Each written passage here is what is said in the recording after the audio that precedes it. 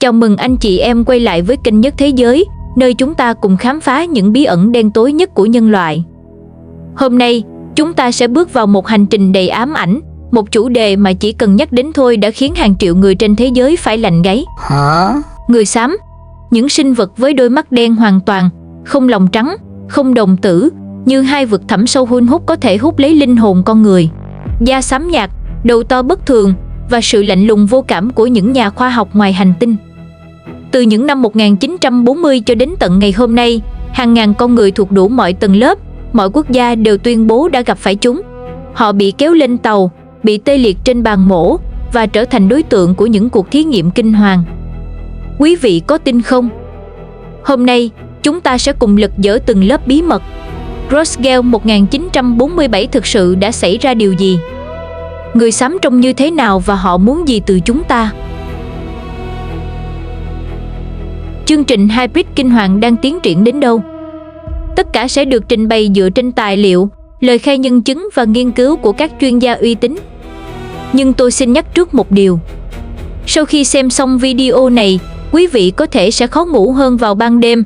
Vậy nên, nếu quý vị đang xem một mình lúc khuya, hãy cân nhắc thật kỹ nhé. Roswell 1947, sự kiện khơi mào cho kỷ nguyên UFO. Để hiểu rõ về người xám, chúng ta không thể không nhắc đến sự kiện được coi là ngòi nổ của toàn bộ ngành UFO học hiện đại, vụ Roswell năm 1947. Hãy quay ngược thời gian về tháng 7 năm 1947, tại một trang trại gần Roswell, New Mexico. Một nông dân tên William McBride đang kiểm tra đàn cừu sau một cơn bão lớn thì phát hiện một khu vực rộng khoảng 200 mét đầy mảnh vỡ lạ. Những mảnh này có đặc điểm rất kỳ lạ, cực nhẹ, mỏng như giấy bạc nhưng không thể gấp lại hay đốt cháy, có những ký hiệu lại giống như chữ tượng hình. Brazil nhặt một ít mang về nhà và sau đó báo cho văn phòng cảnh sát trưởng. Ngày 8 tháng 7 năm 1947, Trung tá Walter Hodge, phát ngôn viên của Roswell Army Airfield, căn cứ không quân, đã phát hành một thông cáo báo chí chính thức với nội dung gây chấn động. Quân đội Mỹ thu giữ được một chiếc Flying Disc, đĩa bay. Tin tức này lập tức được báo Roswell Daily Record đăng tải với tiêu đề lớn và lan truyền khắp nước Mỹ. Thế nhưng, chỉ đúng 24 giờ sau, quân đội tổ chức cuộc họp báo khẩn cấp và thay đổi hoàn toàn lời khai. Họ nói rằng vật thể rơi xuống chỉ là một quả khí cầu thời tiết thông thường. Sự thay đổi đột ngột này đã khiến công chúng nghi ngờ mạnh mẽ. Nhiều năm sau, đặc biệt từ những năm 1970 trở đi, hàng loạt nhân chứng quan trọng bắt đầu lên tiếng. Nổi bật nhất là thiếu tá Jesse Marcel, sĩ quan tình báo cấp cao, người trực tiếp tham gia thu gom mảnh vỡ. Ông tuyên bố trước công chúng rằng, chúng tôi đã thu gom thứ gì đó không thuộc về trái đất này. Ông mô tả những mảnh kim loại có khả năng nhớ hình, memory metal, khi vo nát rồi thả ra, nó tự trở lại hình dạng ban đầu. Wow! Ngoài ra, còn có lời khai từ con gái của một lính cứu hộ, từ nhân viên tang lễ và cả một số nhân chứng dân sự nói rằng họ đã nhìn thấy thi thể của những sinh vật nhỏ bé, đầu to, da xám tại hiện trường hoặc trong bệnh viện quân đội. Đến năm 1994 và 1997, không quân Mỹ công bố hai báo cáo chính thức giải thích rằng mảnh vỡ thuộc về Project Mogul, một chương trình khí cầu do thám bí mật thời chiến tranh lạnh nhằm nghe lén các vụ thử hạt nhân của Liên Xô. Tuy nhiên, nhiều nhà nghiên cứu ufology vẫn cho rằng lời giải thích này không đủ thuyết phục vì không giải thích được các lời khai về thi thể sinh vật và công nghệ lạ. Dù đến nay vẫn chưa có bằng chứng vật lý công khai nào được đưa ra ánh sáng, vụ Roswell vẫn được xem là sự kiện quan trọng nhất khơi dậy niềm tin rằng chính phủ Mỹ đang che giấu thông tin về người ngoài hành tinh.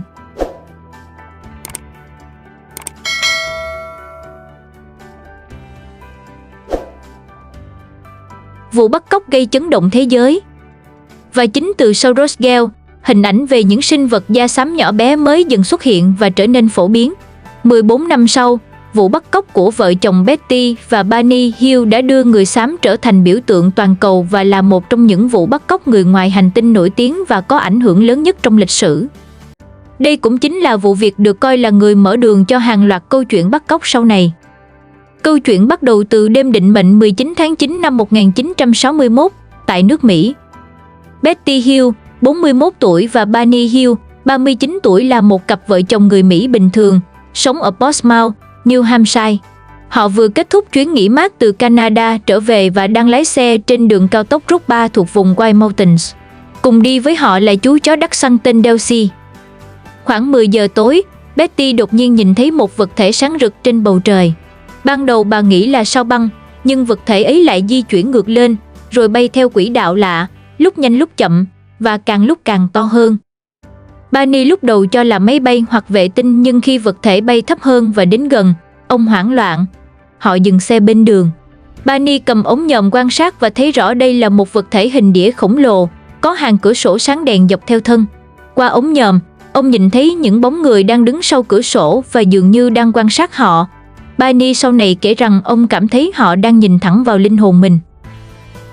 Cả hai hoảng loạn lên xe chạy tiếp, nhưng vật thể vẫn bám theo. Cuối cùng, nó hạ xuống chắn ngang đường. Barney cầm súng bước ra, nhưng rồi ông bị tê liệt hoàn toàn, không thể cử động.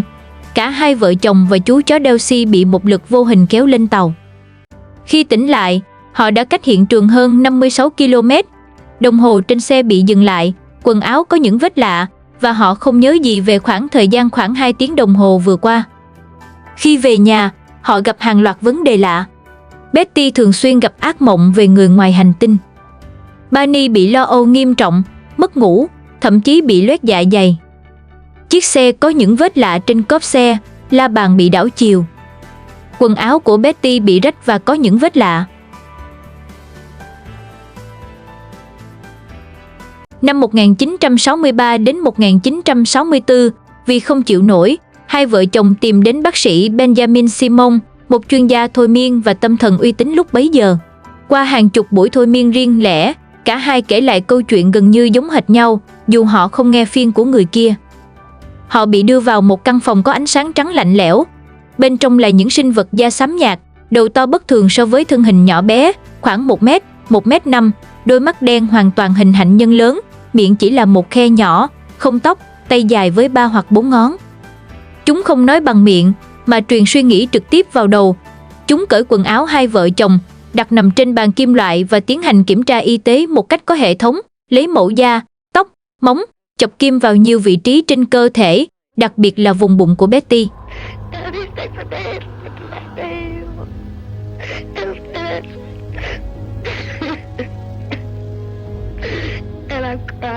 Đặc biệt, thủ lĩnh của nhóm người xám đã đưa Betty xem một bản đồ sao trên tường. Ông ta chỉ vào 2 ngôi sao sáng và nói đó là quê hương của họ. Betty hỏi chúng tôi ở đâu, ông ta chỉ một chấm khác trên bản đồ.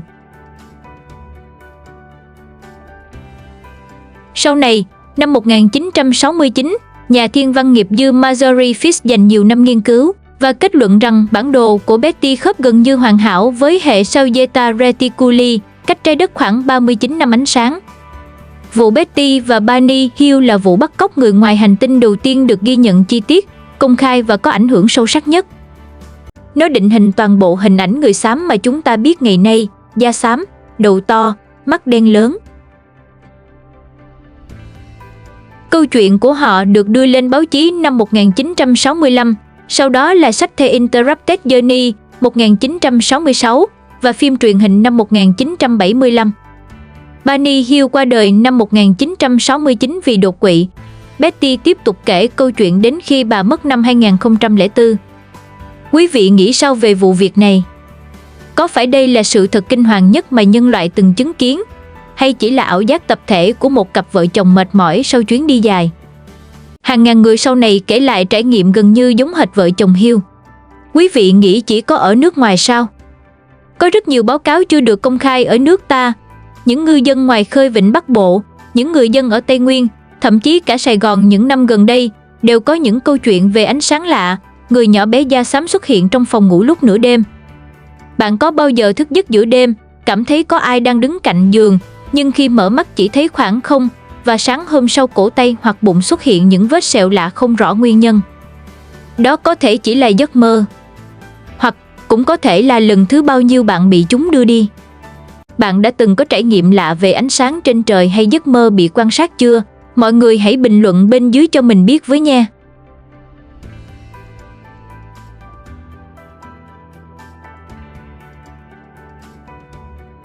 Đặc điểm của người xám. Từ sau vụ Betty và Barney Hill, hàng ngàn người trên thế giới đã báo cáo gặp phải người xám. Điều đáng chú ý là dù họ ở Mỹ, châu Âu, Mỹ Latin hay châu Á, mô tả ngoại hình của họ lại cực kỳ nhất quán. Theo tổng hợp từ các nghiên cứu của David M. Jacob, Bob Hopkins và John E. Mack, người xám thường có những đặc điểm sau. Chiều cao, thường từ 1m đến 1m5. Ngoài ra còn có loại to gray, người xám cao khoảng 1m8 đến 2m, thường được cho là thủ lĩnh hoặc cấp cao hơn. Da, màu xám nhạt, nhẵn bóng như cao su hoặc nhựa, không có lông, không có lỗ chân lông rõ ràng. Một số nhân chứng mô tả da hơi bóng và lạnh khi chạm vào.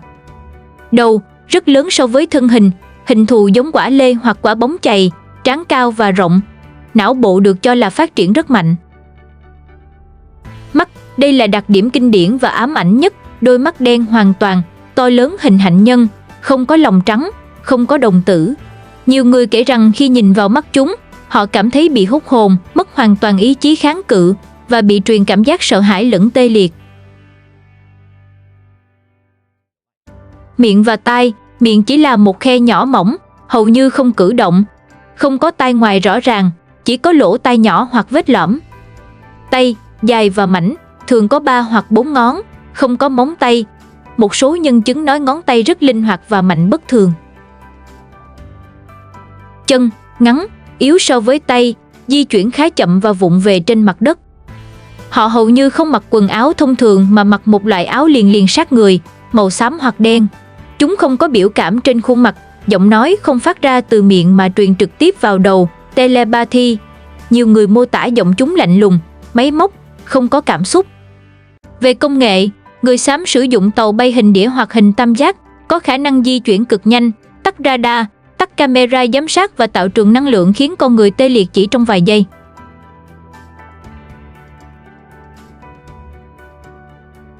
Điều quan trọng nhất mà hầu hết nhân chứng đều đồng ý, chúng hoạt động như những nhà khoa học lạnh lùng. Chúng không thể hiện sự thù địch hay thân thiện rõ ràng, mà chỉ tập trung thực hiện công việc, giống như chúng ta đang nghiên cứu một loài động vật thí nghiệm. Và công việc mà chúng đang thực hiện một cách có hệ thống nhất chính là chương trình hybrid, chương trình lây giống giữa người xám và loài người. Đây cũng là phần gây tranh cãi và ám ảnh nhất.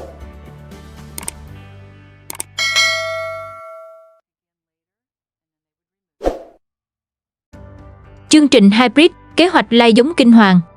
Và đây chính là phần được coi là ám ảnh và quan trọng nhất trong tất cả những gì liên quan đến người xám. Có ai thắc mắc tại sao người xám lại bắt cóc hàng loạt, tập trung vào việc lấy tinh trùng, trứng và cấy phôi hay không? Theo hàng trăm nhân chứng, người xám không chỉ bắt cóc con người để kiểm tra y tế đơn thuần. Họ đang thực hiện một chương trình dài hạn, có hệ thống mang tên chương trình Hybridization Program. David M. Jacob, giáo sư lịch sử Đại học Temple, sau khi phỏng vấn và thôi miên hơn 700 người tự nhận bị bắt cóc trong suốt nhiều thập kỷ, kết luận rằng chương trình này đã tồn tại ít nhất từ những năm 1960 và đang ở giai đoạn cuối. Ông trình bày chi tiết trong cuốn sách nổi tiếng The Thread 1998 và Working Among Us 2015. Cụ thể, chương trình diễn ra như sau. Nhiều phụ nữ báo cáo bị người xám lấy trứng, egg harvesting, hoặc cấy phôi lạ vào tử cung mà không qua quan hệ tình dục. Họ mang thai trong thời gian ngắn, vài tuần đến vài tháng, sau đó bị bắt cóc lần thứ hai và thai nhi đột ngột biến mất. Khi tỉnh dậy, bụng họ xẹp xuống và thường để lại những vết sẹo lạ hoặc dấu kim chọc. Sau đó, họ được đưa vào những căn phòng trên tàu hoặc căn cứ ngầm, nơi có hàng chục đứa trẻ lai, hybrid, đứng sau kính hoặc nằm trong bồn chứa. Những đứa trẻ hybrid được mô tả có hai dạng chính. Thế hệ đầu, trông giống người xám hơn, da xám nhạt, đầu to, mắt đen lớn, thân hình yếu ớt. Thế hệ sau, giống người hơn, da trắng hoặc ngăm nhạt, đầu hơi to, mắt to nhưng có thể che kín, tóc thưa, trí tuệ cực kỳ cao nhưng biểu cảm xúc rất hạn chế, gần như lạnh lùng. Nhiều phụ nữ khi gặp những đứa trẻ lai đều cảm nhận được một sự kết nối lạ lùng, như thể chúng đang gọi họ là mẹ. Một số nhân chứng nam cũng báo cáo bị lấy tinh trùng và sau này được gặp con lai của mình. Tiến sĩ John E. Mack, giáo sư tâm thần học Đại học Harvard, người đoạt giải Pulitzer, cũng nghiên cứu hàng trăm trường hợp tương tự. Ông không khẳng định đây là sự thật vật lý 100%, nhưng ông nhấn mạnh rằng những trải nghiệm này gây tổn thương tâm lý sâu sắc và có sự nhất quán đáng kinh ngạc giữa các nhân chứng. Theo một số nhân chứng cấp cao hơn, Mục đích cuối cùng của chương trình có thể là tạo ra một chủng loài lai có khả năng sống sót tốt trên trái đất trong tương lai, hoặc dần thay thế một phần dân số con người mà không cần chiến tranh trực tiếp, hoặc chuẩn bị cho một sự kiện lớn nào đó trong tương lai. Điều đáng sợ nhất là nhiều người cho rằng một số hybrid thế hệ mới đã và đang sống lẫn trong xã hội chúng ta, với nhiệm vụ quan sát và báo cáo lại cho người xám.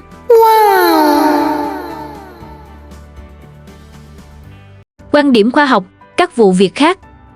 Vậy là chúng ta đã tìm hiểu khá chi tiết về người xám, từ Roswell, vụ Betty Hill, đặc điểm ngoại hình, cho đến chương trình hybrid.